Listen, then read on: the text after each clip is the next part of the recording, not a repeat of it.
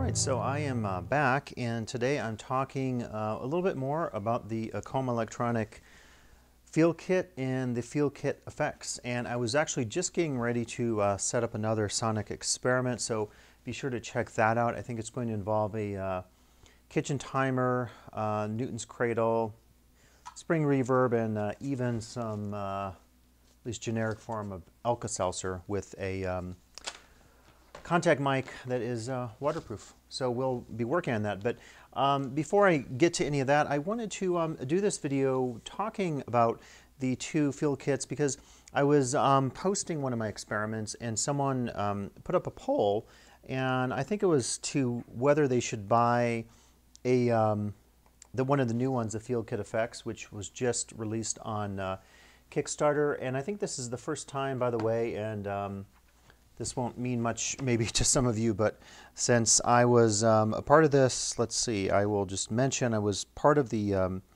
Kickstarter support somewhere on here, right here, Scott Lucas. You probably can't see that, but in any case, I was so excited about the Field Kit Effects that I pledged through Kickstarter and was one of the first ones to get the new Field Kit Effects, and I've just been using it and exploring some of the sonic potentials. I have to say it's pretty amazing. And one of the curious things, so someone was doing this poll online on, I forget, I think it was on Facebook or YouTube, and another person mentioned that since they got the FX, they no longer really have a use for the first Field Kit. And I was trying to think about that because that's actually not the perception I have about this. So I guess what I wanted to do in this video was to talk about why I particularly like the Field Kit and the Field Kit Effects and what they mean for me musically, sonically, and maybe just to give you an overview of some of the potentials of how you can use both of these devices. I could certainly imagine you just buying one and not the other. If you're really into the Eurorack format, you could get the adapters that allow you to put this in Eurorack format, which for me, and maybe I will show you my burgeoning Eurorack setup, but for me, this would take up too much HP to put it to rack it, because that would take up almost what, close to, I don't know, not quite 100 HP, but well over 70 maybe, I don't know. So, but again, that's kind of your call. And the other thing I would say that is your call is how you intend to use either of these. I made mention of the fact someone was posting on Facebook after I did this video experiment and put that up there, and they said, you know, I'm thinking of getting the Field Kit Effects, what's your view on it? And I said that, you know, when I bought the Field Kit and now having the Eurorack setup that I've been creating, I always thought very consciously about what my goal was in terms of what I'm trying to do musically and sonically. And I will say that what I love about both of these units, and in particular the first one because it really was groundbreaking, is that there isn't a right or a wrong way to use the KOMA stuff. Someone early on in one of my videos wrote something, and I don't think they had a field kit yet, but they sort of said, well, why are you using it this way? And I forget what I was doing. I was probably using a solenoid to bang against some metallic object and doing something with a noise experiment. But I made the point that, well, that's what's cool about, at the time, this one and also this one, is there is no correct way to use it. And I think this is, for me, sonically, musically, what makes the KOMA project so interesting and engaging. And I'll talk a little bit more maybe about like the KOMA group at the end of the video. So I guess I'm making the first point about KOMA, you know, a reason to buy it is that there isn't a right way to use it. It's not like, and we'll talk about the O-coast later, the no-coast, but if you buy a synthesizer, you know, certainly I can patch this, and I can do a lot in terms of creating new patches. I could run it through effects. I can change the sound. I could hook it up to an effects pedal or whatever. And so in a sense, you know, every instrument has its own versatility. But, you know, I think a lot of instruments have limitations. I would say right now with VSTs, unless you're getting into like Reactor or some of the VSTs that approximate Eurorack modules, I think what I don't like about that world right now, and I have a ton of VSTs and I certainly use them when I'm writing film stuff or doing other sonic things besides these experiments, you know, they're useful, but there are limitations. There's limitations because in a sense it's a pre-made product for you. Someone's created these sounds for you, and yeah, you can modify things, but to some extent there isn't a lot of opportunity to really alter your sound. And then secondly, I would say that just the philosophy behind it is more getting into, you know, this idea that there's a ready-made sound or instrument for you to use. And what I like about this equipment is that it really does encourage you to explore your environments, your musical environments, your sonic environments, the ambient world around you, and so forth. So that's really one of my first statements about why I think both the field kits are useful, particularly this first one. You know, the second one I think is really going to help me out in particular in the world of my Eurorec setup, just because of what I can do with some of the CV potentials here. The fact that I can use the Rolodex, the CV, and envelope generator, and then also this incredible set of patch points where I can take 4 CV inputs and route them to the various effects or VCAs or other components of the field kit effects. So I think personally these two work really well together, but I would say the second one in my mind is really geared at doing your integration with modular or semi-modular, those worlds that you might be involved in. And also, if you bought the, which I did, the expansion, the Field Kit Effects has a few more piezo mics, which I can never get enough of them, some cables, and then this spring reverb tank. And in my next experiment, I'm going to try to really utilize this because in my first one I just couldn't get it working, and I'm going to try something in my next experiment that has more sound subtlety to see if we can really hear the effect of the spring reverb. It's always cool to have this kind of a vintage thing. The new grandmother, the Moog that's coming out is going to be, you know, also has a spring reverb in it, so that's kind of another cool cool option if you want to you know, experiment with spring reverbs. Yeah, so, you know, going back to the first field kit, I think what's cool about it is its versatility. And I guess what I would say, you could buy this, and the price points on these I think are really cheap. They will run you more than certain Eurorack modules. If you have a Eurorack system, you can do some of what's here, certainly. For example, the envelope follower here, I have a make noise module. It's pretty small, it's pretty thin, like, I don't know, 10 or so HP, and it basically allows you to, it has a built-in piezo mic. You can also plug in a sound source, and then it does the envelope follower. So the envelope follower is really cool because basically I can take a signal like the beating of a drum machine, and then I can use that signal to modulate something else, a synthesizer, an effect, whatever. And again, the Field Kit Effects, I think, allows you to really take some of this in some new directions forward just because of the CV versatility there. So with the first field kit, I feel like you can get away buying one of these just because of the fact that it does so many things in one package. And again, if you read the field kit 50 ways to use, and then the second one, which is for the Field Kit Effects, another 50 ways to use, they really do get into all of the possibilities, and you can see I've actually marked some of the pages. And early on they describe how the units are set up, and basically they set them up in various blocks, and I think it's kind of a smart way to go forward, and then they take you through each of those blocks. So for example, we have the mixer block, we have the CV radio, the LFO, the signal, the DC interface, and so forth. So the versatility alone, I would say, you could pick up this unit, the original field kit, and just use it for, if you need an extra LFO, you've got an extra LFO. If you need a submixer, if you're doing experiments, let's say with a bunch of Volcas, I know that Korg just released a new mixer for the Volcas.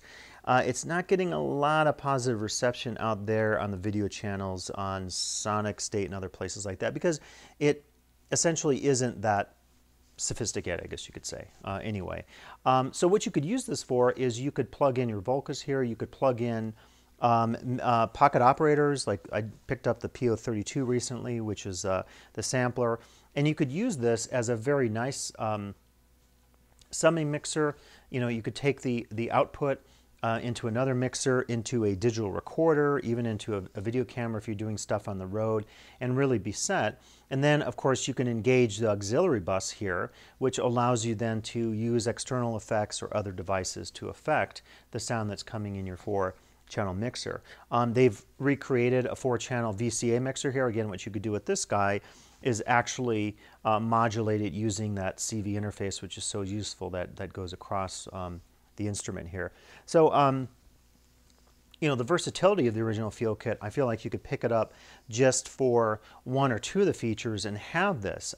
It's also very, in addition to its versatility, it's very compact. So if you're a performer doing something using Volcas, maybe a small synth or a set of synths, some small drum machines or pocket operators or Volcas, whatever you want to use, these would be very ideal. And in particular, KOMA has recently introduced a portable power system and also a power system for modular Euro rack setup. So that allows you another opportunity if you're doing a DJ set or something in a very small like art space. And actually, if you get into the 50 ways near the end, they talk about installations and how you could use this with the sensors and also the solenoids or the DC motors in an art installation. So you could actually have an art exhibit and use some of this and create some sonic potentials that create further, you know, sensory interest for the person checking out your art or whatever that happens to be. So the portability, the form factor, the design itself, you know, they come with these covers. They're really attractive in terms of the wood. You know, the shiny surface of you know, the Field Kit maybe is not for everybody, but I think the printing on here and the surface that they've chosen allows them to have a really low price point, because for me these are both at very low price points. That's my opinion. It's all relative, right? But I feel like they're very good in terms of the price, and that's why I suggest to you for the versatility, for the form factor. I don't think you can go wrong in terms of, you know, picking up a Field Kit.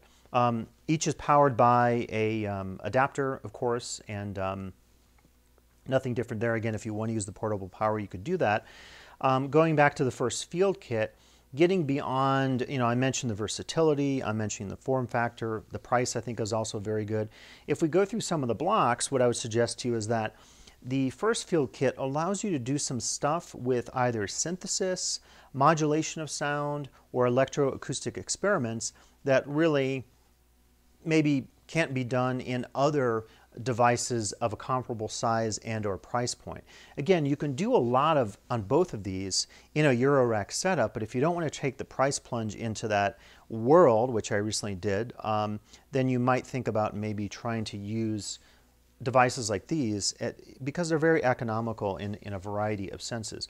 Now, when I first started using the Field Kit with the solenoids and the DC fans, if you look at some of my early experiments on YouTube, I was really impressed with just how this opened the world to electroacoustic experimentation. So we can take, you know, a piezo mic, we can plug it in, and I'll do this today, and I can stick it under a timer, a kitchen timer, or I can manipulate it or put it here on the Newton's cradle, and I'm almost instantly creating music or sound experiments, sound poems, whatever you want to call them, with this very one device. Again, it allows you to amplify the sound, and then I can alter that sound in some interesting ways. I can also hook up fans, I can hook up different DC devices, and what happened to me was I was so impressed with doing this, and you're limited by one here essentially, one fan, let's say, or one DC motor, or one solenoid.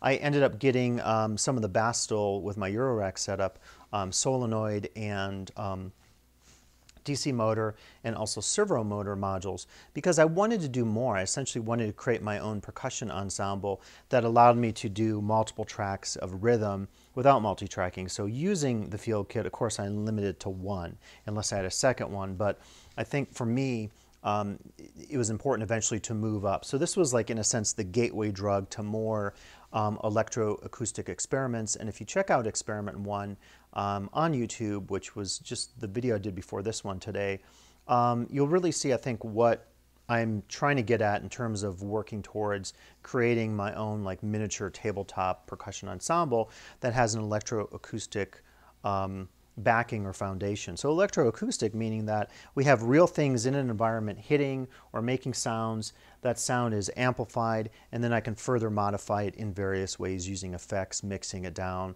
plugging it in effects pedals or whatever. So that's electroacoustic versus your typical electro approach using a synthesizer, right? You don't think about this interacting with the ambient environment around you. Now it could. You can use envelope followers and other ways to put sound into a synthesizer that allows you to do an external in, but typically that's not the world that we're getting at. And in terms of the Feel Kit. And the one thing I would say is I think if someone's thinking about either of these devices, I said earlier that there's no wrong way to use these, but if you just had like a workstation or one synthesizer and you essentially just wanted to, I don't know, modify that sound a little bit, I don't think either of these would be your cup of tea. I mean, maybe with the effects on the Feel Kit you could, but if your synthesizer doesn't have CV potential, I mean, I don't know. I just don't see why you would use it with a very traditional setup. So for me personally, I would argue that this particular instrument and this company is more geared at, they mentioned their publicity material, music concrete, right?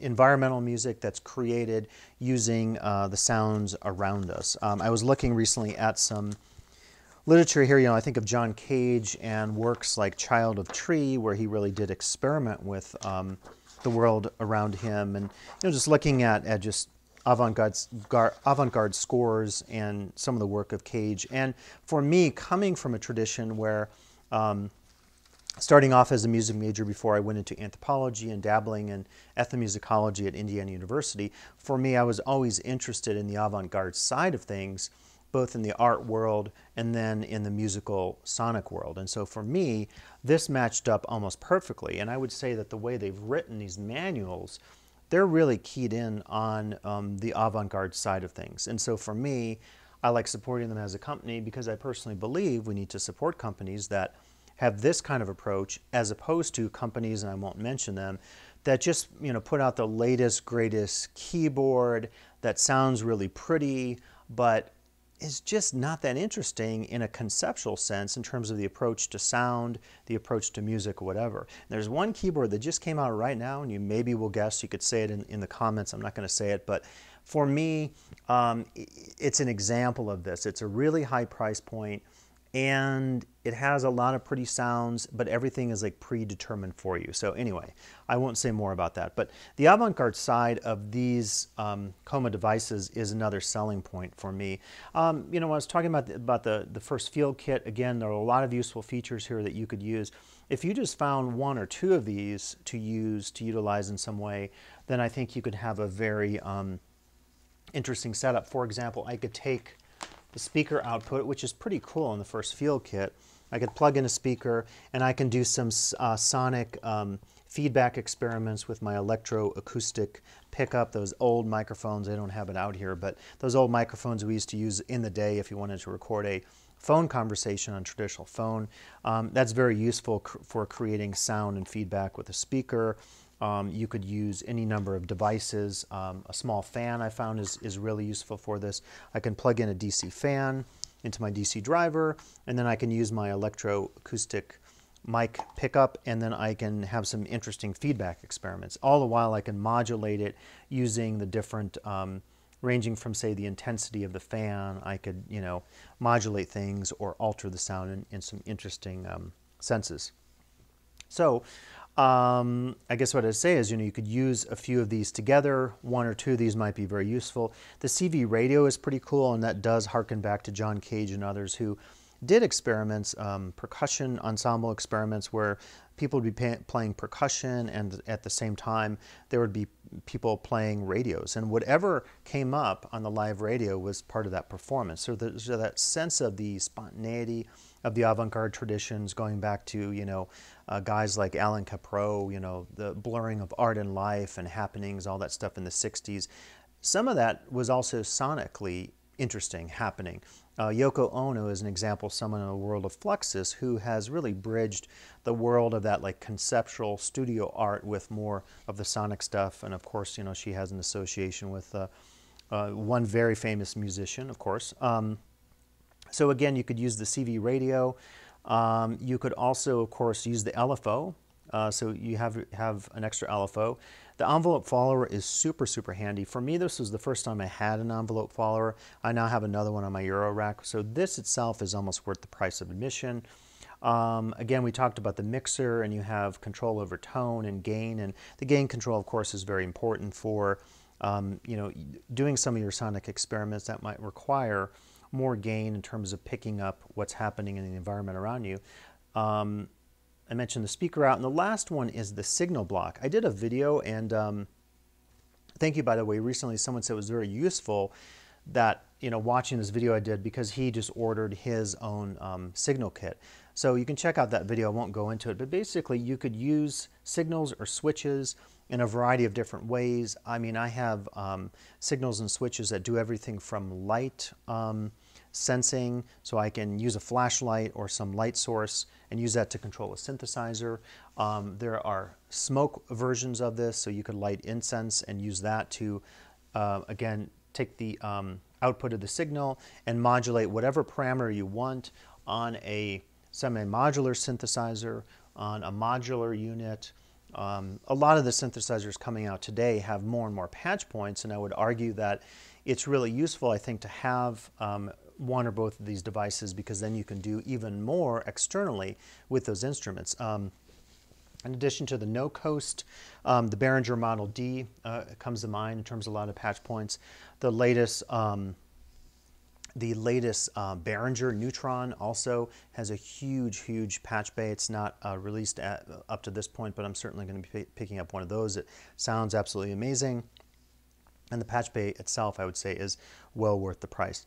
So using this, you can do so many different things in your environment with signals, with sensors, that in the past you couldn't probably do. Now, if you're into Arduino or the Raspberry Pi world, then you can probably do a lot of that stuff already. But again, for those of us who don't have that background, these are some great opportunities to use that. So, that's for me the field kit. So I guess if you're trying to answer that question, should you buy one if you already have a field kit effects? I guess I would say, why not? Conversely, if you already have the field kit, should you get the field kit effects? I think was one of the poll questions. For me, it was a no-brainer. Again, I wanted to support the company. I really like what they're doing.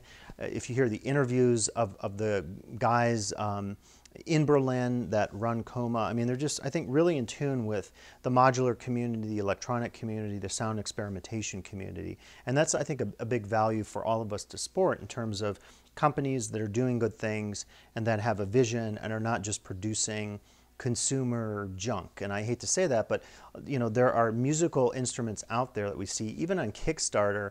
It's some app or it's some device, that you're not really doing anything. You're pressing a couple of buttons, and it's not at the level of creativity interesting at all. That's just in my estimation. So I think what they're doing as a company is very, very valuable, just because of the fact that they're so tuned in with a lot of us who really support these kinds of projects and approaches to sound and music. So the field kit effects, I will be not saying as much about this today, but in some of my later experiments, I'll be working with it. For me, I will be using it in tandem with the field kit in a lot of these videos I'm doing. And then also I'll be using this with my Eurorack setup, because there's so much here that allows me to do some unique and interesting things. In my first experiment, if you watch that, I just messed with the digital delay and the frequency shifter, and I found them to be quite remarkable. Like just being able to change the pitch or the frequency of some of the stuff I was recording, I thought was just absolutely fun and interesting in a sonic sense. So, for me, there are many reasons to purchase one or both of these, and I wanted to just cover some of those because it came up on social media. And I have to say thank you to people who listen and who comment. I find that there's just so much interesting information and a welcoming community out there in terms of the modular and semi-modular worlds. And, that's really my last reason for supporting KOMA and the Field Kit, is I just think as a company, they figured it out. And I would almost exoticize, Berlin a little bit. And I've spent significant time in Berlin and done videos and research and so forth, not so much on the sonic world, but more on the consumer architectural world and museum worlds. And I just have to say, like, it's very fitting that this company is in Berlin, because I think Berlin has its own rich traditions going back to the Dadaists and all the contemporary interesting stuff going on with sonic experiments and the avant-gardes and the club scene or whatever. So, you know, it's for me an important company to support because they just are so in tune with, I think, taking avant-garde traditions like those of Cage that I mentioned earlier and making them relevant and affordable and meaningful to a more consumer audience. And I think in all of our work, as members of these sonic and musical communities, we need to be very cognizant and support companies that produce interesting electronic instruments, devices that allow us to do some new sonic things that were in the past not possible. So I think that's all I have to say. So if you're making a decision on either of the field kits, good luck with that decision, and check out my next video, which will look at some of the devices and instruments in front of us and put them into practice through the field kit and the field kit effects.